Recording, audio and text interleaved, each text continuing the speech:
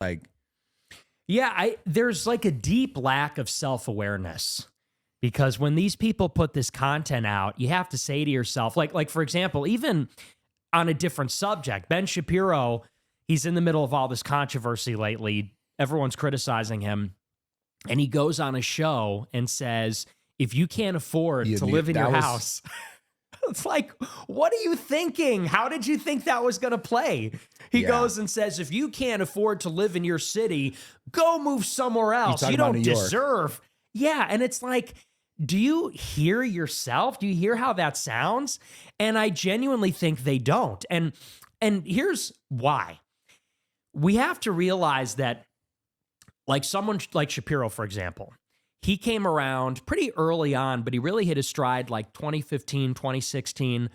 His entire career was built under the censorship regime.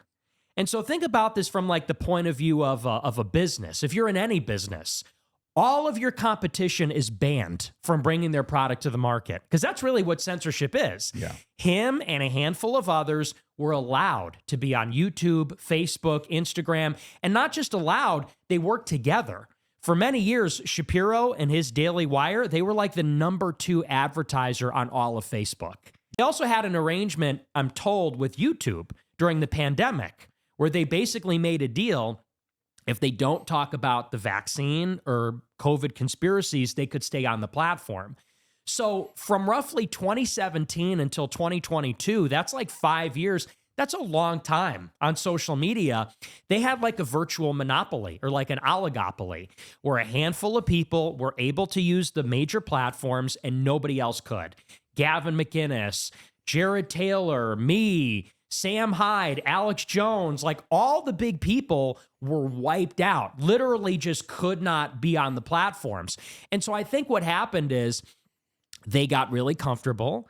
And I think that muscle kind of atrophied because without the competition, without the resistance, they weren't able to develop arguments. They weren't able to develop, how do you defend against somebody like me? They didn't have to think about that because I was just banned. So they could sort of safely ignore that and pretend that didn't exist. This kind of, you could call it a critique of Ben Shapiro from his right or from a different perspective other than the left. Yeah. He was used to debating socialists and blue-hair college students. Then people start to challenge him from a different perspective, and suddenly he literally cannot deal with it. He doesn't have the antibodies, let's say.